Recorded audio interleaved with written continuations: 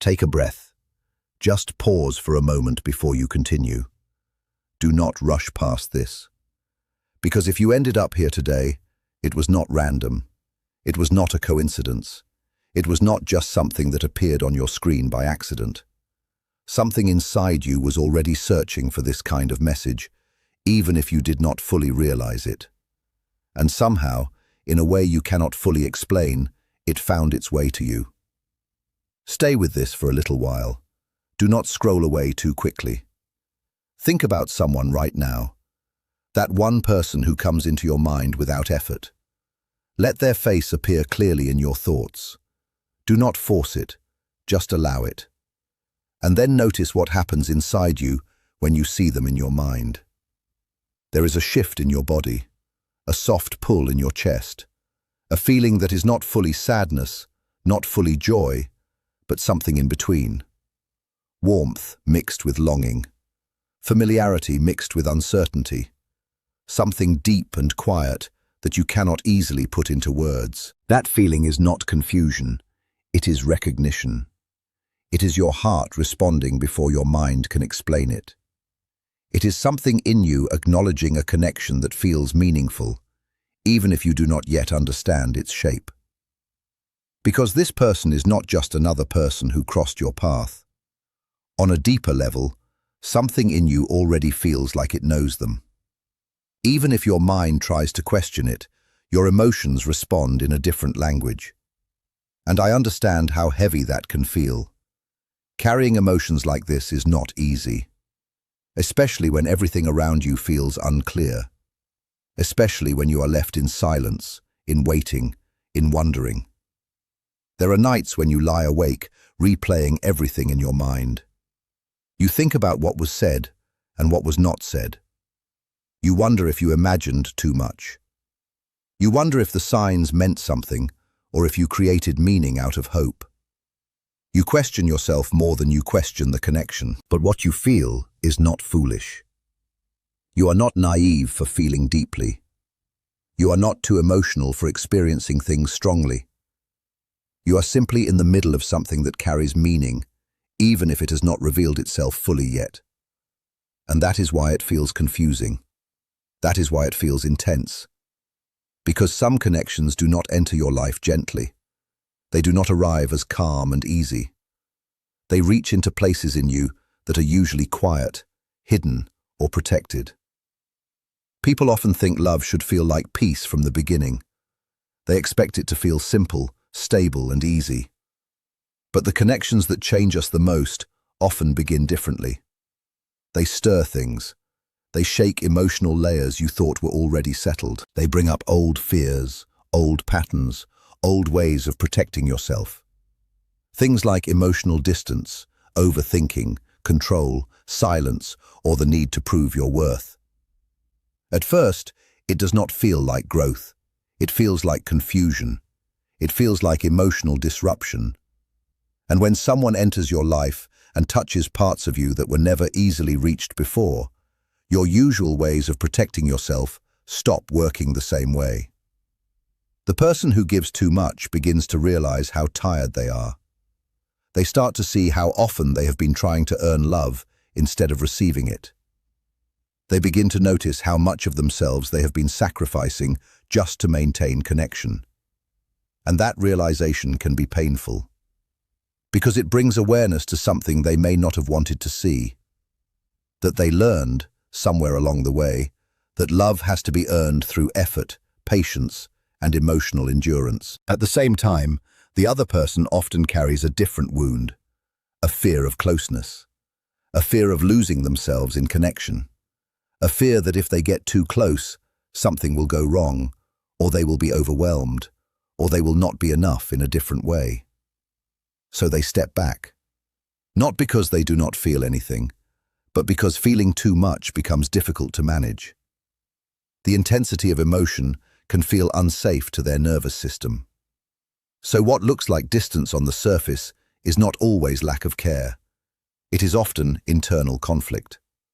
One person moves closer, the other moves away, and it can look like imbalance. But underneath, it is often two people reacting to fear in different ways. One fears abandonment, the other fears engulfment.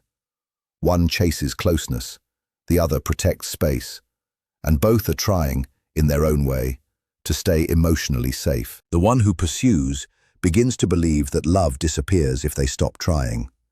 Silence feels like danger. Distance feels like loss. So they keep reaching, hoping, giving, adjusting, trying to hold everything together through effort. But over time, they begin to realize something important. That self-abandonment is too high a price to pay for connection. That love should not require them to lose themselves in order to keep it. And the one who withdraws often carries the belief that closeness will eventually lead to pressure, disappointment, or emotional overwhelm. So they step back to protect themselves. But in doing so, they also feel the absence. They feel the distance they created. And sometimes that brings confusion, guilt, and even longing. Because avoidance protects from pain, but it also blocks intimacy. It blocks the very thing they quietly want. And healing through this is not smooth. It is not linear. It does not look perfect. Sometimes it looks like silence. Sometimes it looks like inconsistency. Sometimes it looks like emotional overwhelm or confusion about what is real and what is fear. Change often looks messy before it becomes clear. Just like nature, transformation requires endings. Something old has to loosen its form before something new can exist. Not physical endings, but internal ones. Old beliefs, old defenses, old identities that no longer fit who you are becoming. This is why these connections feel so intense. They reveal both desire and fear at the same time. They show you how much you want closeness, and also how much you fear losing yourself in it. There is a difference between attachment and love. Attachment says, "Do not leave me, because I need you to feel whole." Love, in its healthier form, says, "I want to meet you fully, while also remaining whole within myself." And that shift changes everything. But there is something important you need to understand clearly. There comes a moment in these kinds of experiences where something quietly changes. Not through a dramatic conversation, not through sudden clarity from the other person, not through perfect timing. It changes because of something you decide internally. It is the moment you stop waiting to be chosen and you begin choosing yourself again. And when that shift happens, something in the dynamic changes too. Not because you are controlling it, not because you are forcing anything, but because your energy is no longer coming from lack, urgency, or fear. You stop reaching from a place of emotional desperation, and instead, you begin returning to yourself. And when that happens, everything feels different. You are no longer only focused on what the other person is doing or not doing. You are no longer measuring your worth through their attention or silence. You begin to come back into your own life. You ask yourself simple questions again. What do I need right now? What have I been ignoring in myself? What parts of my life have been left unattended while all my attention was focused elsewhere? And slowly, you begin to rebuild balance. You return to friendships that faded slightly. You reconnect with parts of your identity that were put aside. You start doing things again that had nothing to do with waiting, analyzing, or hoping. Not because you are forcing yourself to forget what you feel, but because your life becomes bigger than one emotional focus. And something begins to shift inside you.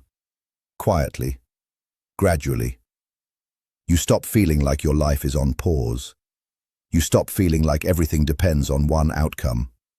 You stop feeling like you are incomplete. You become more grounded in yourself again. And that groundedness changes how you carry yourself.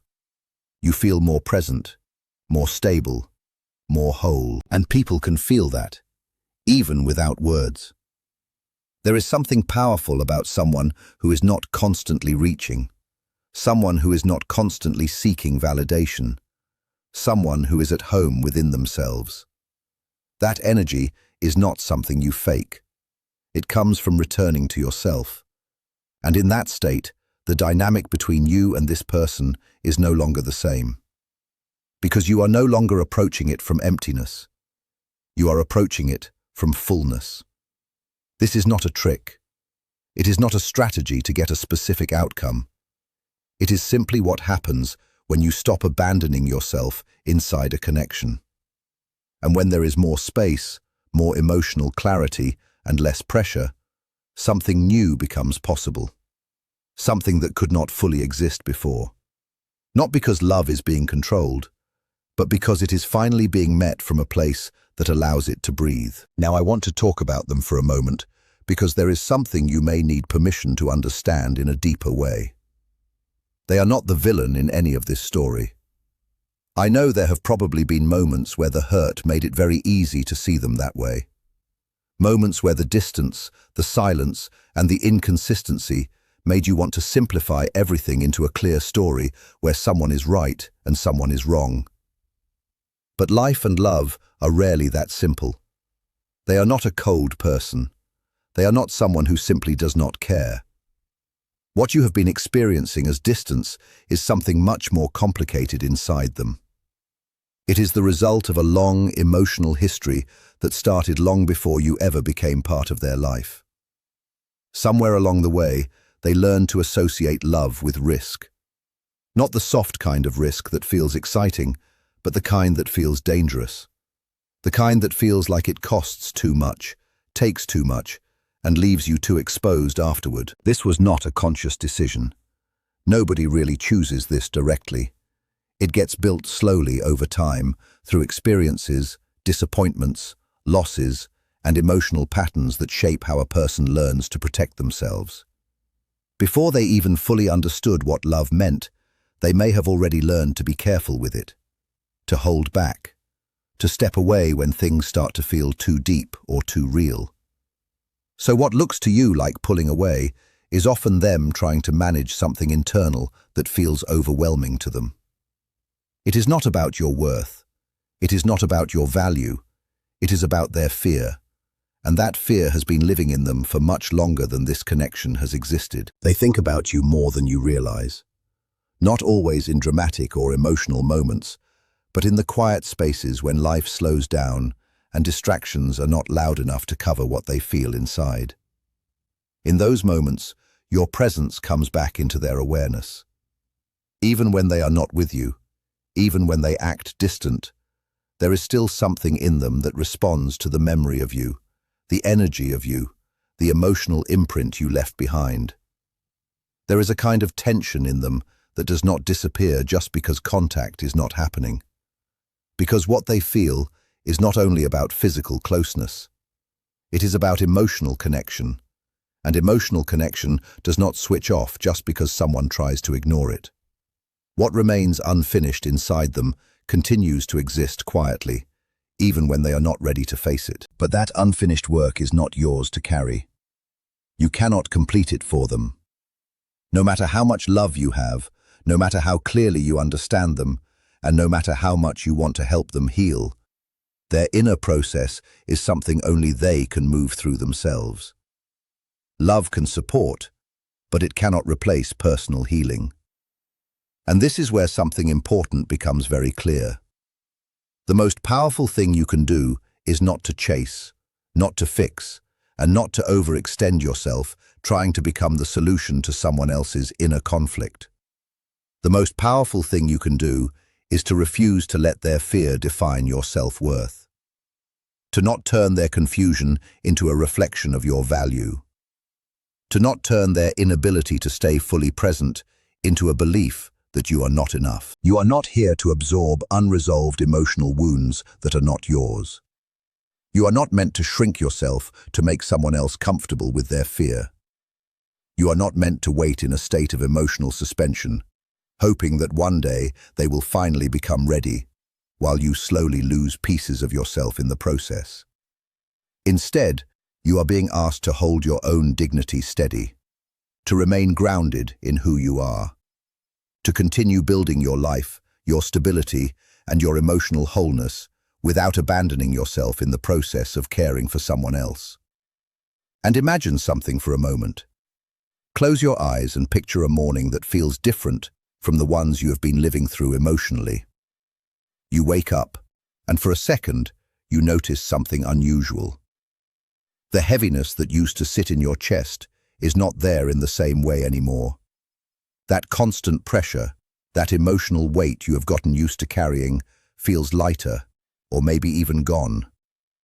Not because your feelings disappeared, not because you forced yourself to stop caring, and not because you numbed yourself or shut your heart down, but because something inside you has finally settled.